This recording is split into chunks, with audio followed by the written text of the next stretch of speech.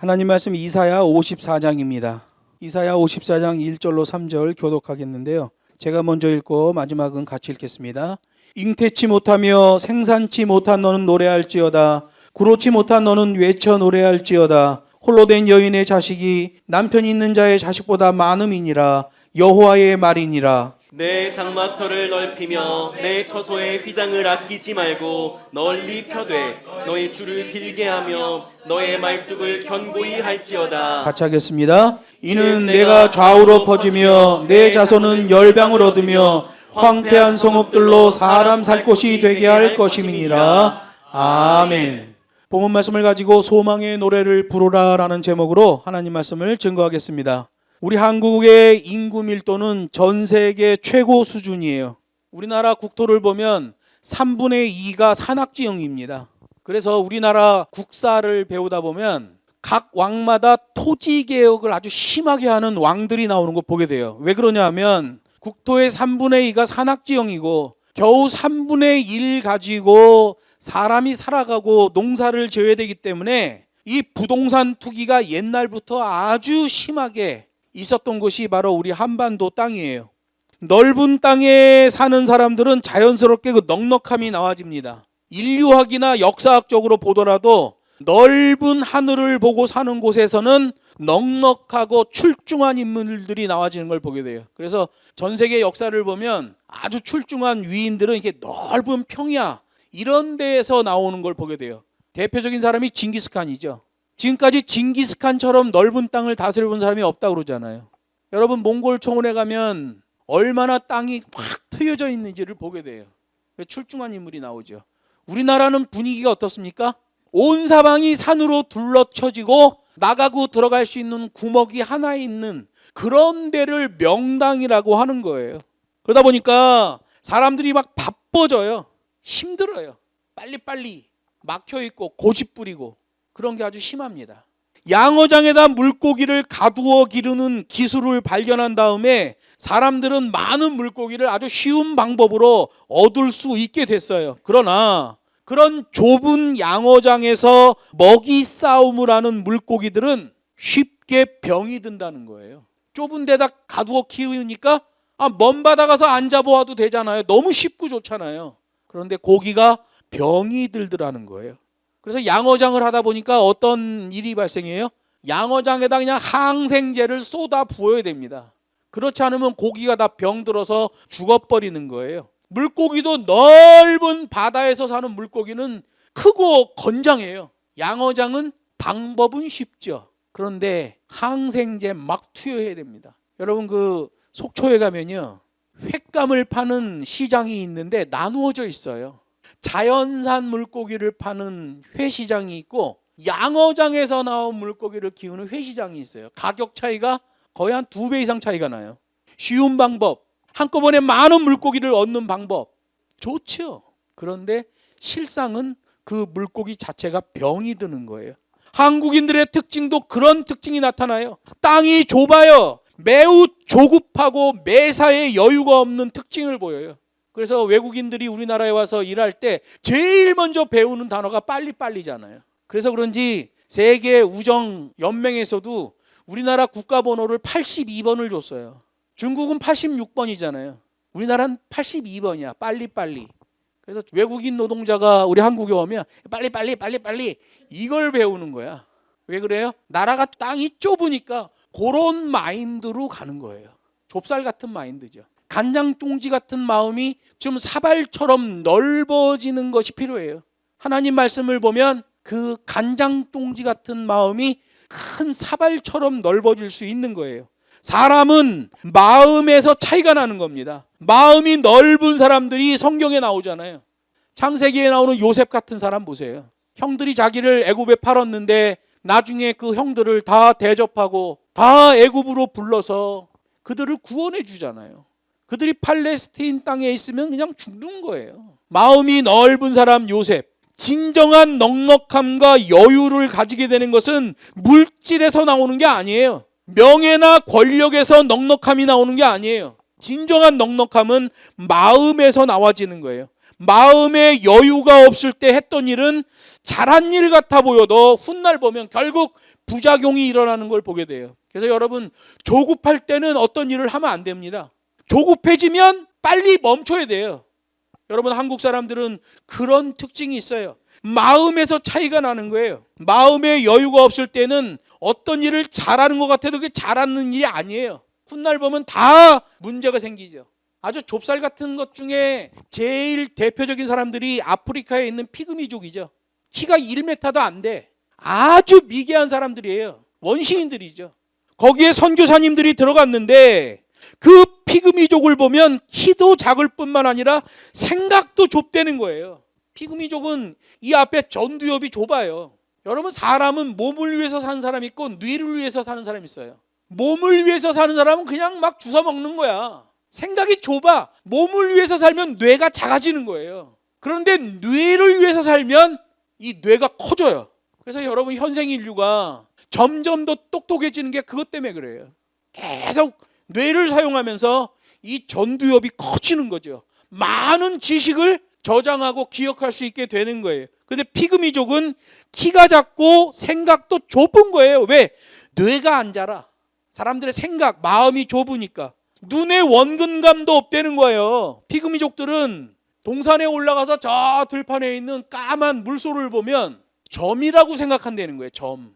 아, 저거 벌레, 이렇게 생각한다는 거예요. 멀어서 조그맣게 보이는 새까만 물소가 피그미족은 원근감이 없다 보니까 조그만 벌레처럼 보인다는 거예요. 이게 문제죠. 피그미족은 숫자를 셀 때도 하나, 둘, 셋까지 세고 그다음 못 세는 거야.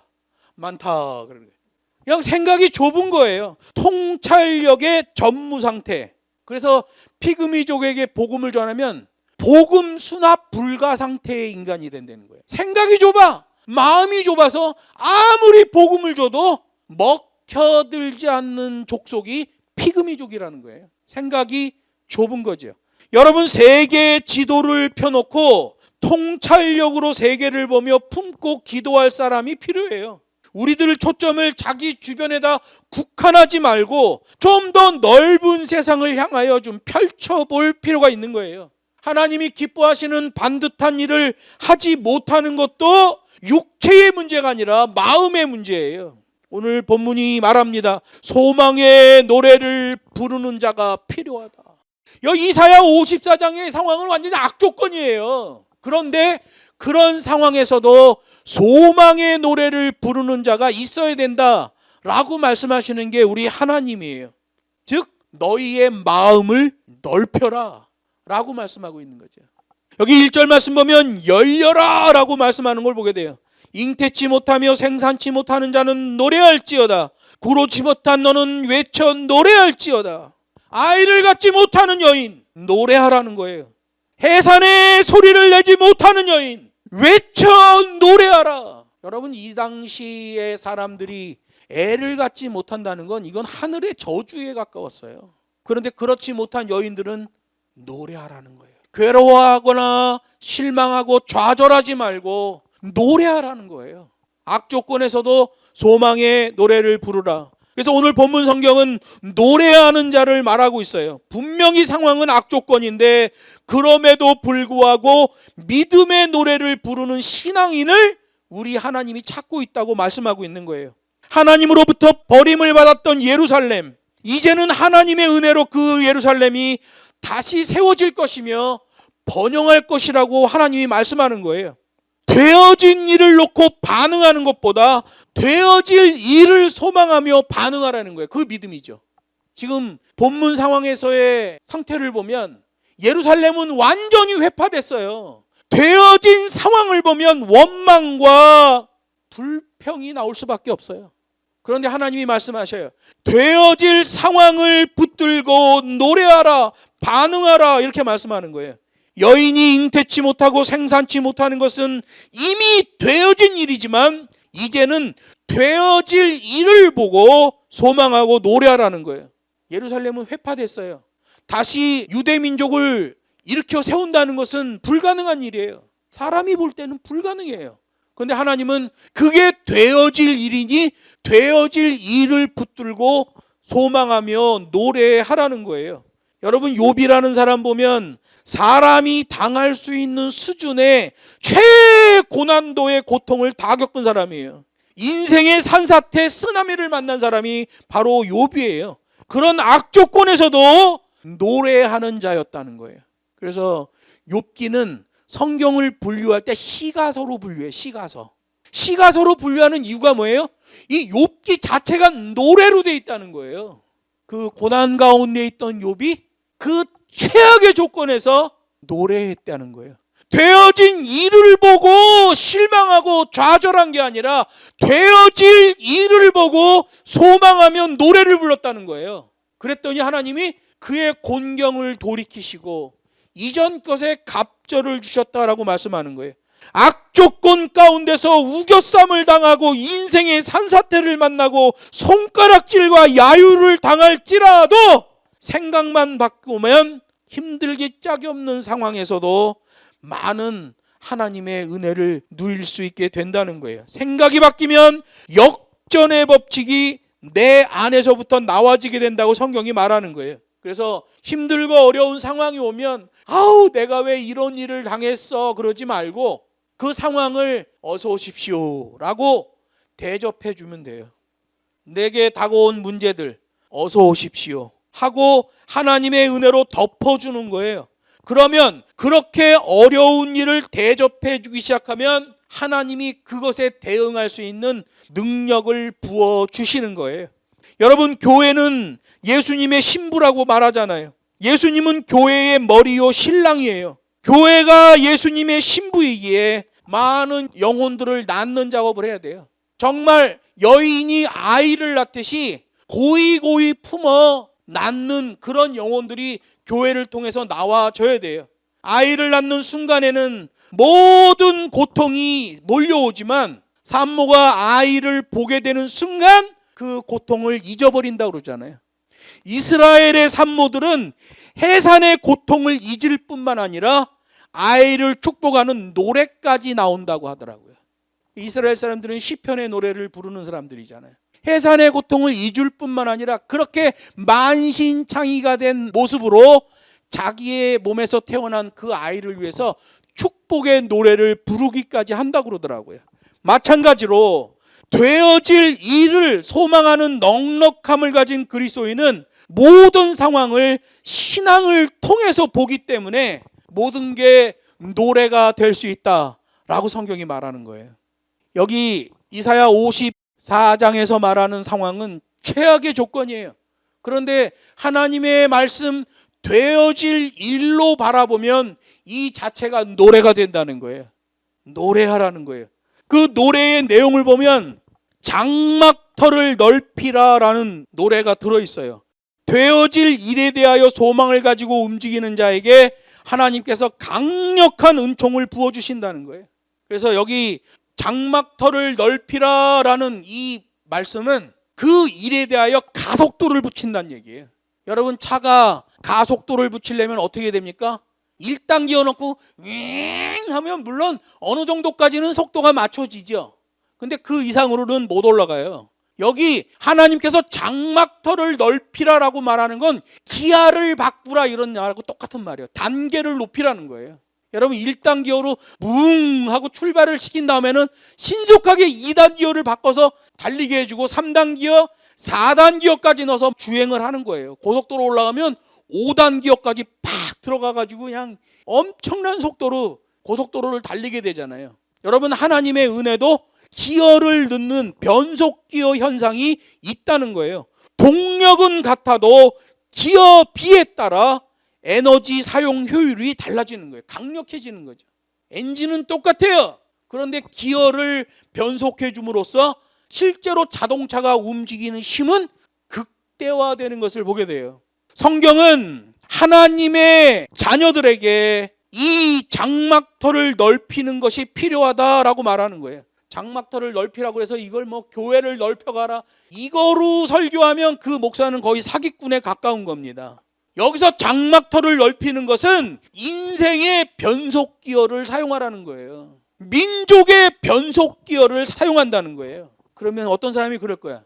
아니, 그 시대에 무슨 변속기어가 있어요. 자동차가 나온 게 언젠데. 이렇게 말하는 분이 있을 거예요. 이게 변속기어예요. 왜냐하면 이 본문 성경 당시의 장막은 염소털로 엮어 만든 90cm짜리 가죽 조각이에요. 흑염소 가죽을 만드는데 이렇게 90cm짜리 네모난 가죽이에요. 이 가죽을 잇고 이어서 점점 더 넓히는 거예요. 내가 5평짜리 염소털 장막을 치고 있었는데 이제 10평으로 2배를 늘리려면 그 90cm짜리 염소털 조각을 다시 이어 붙여서 10평짜리 집을 만드는 거예요. 10평짜리 장막에 살다 보니까 20평짜리로 만들고 싶다 그러면 다시 90cm짜리 염소털 가죽 조각을 여전히 이어서 붙여서 20평짜리 면적이 나오는 장막을 치게 되는 거예요. 단계라 말이에요. 단계. 그래서 이 시대의 말로 하면 기아를 변속하다라는 의미랑 똑같은 말이란 말이에요. 하나님의 은혜에도 변속기어가 있다는 말이에요. 소망도 변속기어고 은혜도 변속기어고 기도도 변속기어라는 거예요. 그래서 동일한 엔진 출력이지만 변속기어를 사용하면 그 이상의 능력을 얻게 될 것이다 라고 하나님이 말씀하시는 거예요. 그래서 우리 찬양에도 그런 찬양 있잖아요. 이 풍랑이 인연하여 더 빨리 갑니다. 풍랑이 일어서 힘들긴 한데 그 풍랑을 잘 이용해서 더 빨리 가는 방법이 있습니다 라고 고백하는 거예요. 하나님의 나라가 확장이 되는 것, 염소가죽을 잇고 이으니 연결하는 줄도 덩달아 길어져야 되고 염소가죽을 더 단계를 높이니 장막의 기둥도 더 굵고 튼튼한 것으로 바뀌어져야 되는 거예요. 오늘 하나님이 말씀하셔요. 애를 갖지 못하는 여인도 노래하라. 해산의 소리도 내지 못하는 여인도 노래하라. 완전히 절망 상태라도 노래하라. 예루살렘이 다 회파됐지만 민족의 노래로 노래하라. 그 노래는 변속기어의 노래예요. 염소털을 이어서 장막을 넓히고 줄도 더 길게 하고 기둥도 더 강력하고 큰 것을 쓰는 것처럼 그렇게 변속기어를 사용하라는 거예요. 하나님의 나라가 확장되고 무수한 영혼들이 하나님 앞에 나오는 것은 되어질 하나님의 영광을 바라보며 소망을 가질 때예요. 지금 상황은 악조건이지만 하나님께서 이루실 일, 하나님께서 이루어 주실 일, 되어질 일을 바라보며 소망을 하면 거기에 하나님의 능력이 임하는 거예요. 마치 동일한 엔진에서도 변속기어로 동력을 극대화하는 것과 똑같은 거예요. 미국 하버드 대학에서 연구 논문 하나가 나온 게 있어요. 이 논문에 제가 관심을 갖는 이유는 그 경영자 잘 나가는 사람 CEO 500명을 연구했는데 그 500명 중에서도 아주 독특한 150명을 발견하게 된 거예요. 그 150명을 집중적으로 연구했더니 공통점이 3가지가 나온 거예요. 그들은 비전을 가지고 분명한 기준과 원칙을 갖고 있다는 거예요. 이럴 때 이러고 저럴 때 저러고 막 그때그때 다른 그게 아니라 어떤 상황에는 어떻게 대응한다라는 기준이 정확한 사람, 그런 사람들이 훌륭한 CEO가 되더라는 거예요. 두 번째 특징은 끝까지 인내하는 사람들이었다는 거예요. 어떤 일을 할 때 그 일을 진행할 때 막히고 또 막히고 힘들고 어려운 난관이 와도 끝까지 인내하며 그 방향성을 유지하고 있던 사람들, 이런 사람들이 훌륭한 CEO가 되더라는 거예요. 그 다음에 그 150명의 특징이 신앙인이라는 걸 알게 된 거예요. 신앙을 갖고 있는 사람들이라는 거예요. 그리고 아주 특이한 특징 하나가 더 있어요. 하버드 대학에서 미국 전체에서 출중한 500명의 CEO, 그들 중에서도 아주 독특한 150명, 그렇게 3가지 특징이 있고 아주 독특한 특징이 하나 있는데 악기를 연주하는 자들이라는 걸 알게 된 거예요.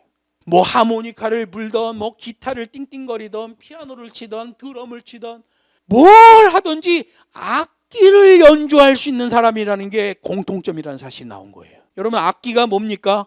서로 다른 소리로 멋진 화음을 만들어 연주하는 기술이잖아요.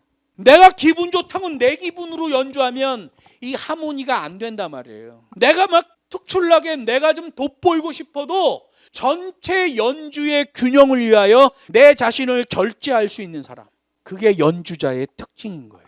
여러분, 우리는 이러한 되어질 일, 큰 비전을 향하여 나아갈 때에 항상 아브라함을 본받아야 돼요. 성경이 그가 복의 근원이라고 말하잖아요. 그 언약을 회복해야 돼요. 우리 한국어로 얘기하면 아브라함은 복댕이죠. 그 사람이 어디 가든지 그 사람 때문에 그 주변 사람들이 다 복을 받았습니다. 복댕이죠.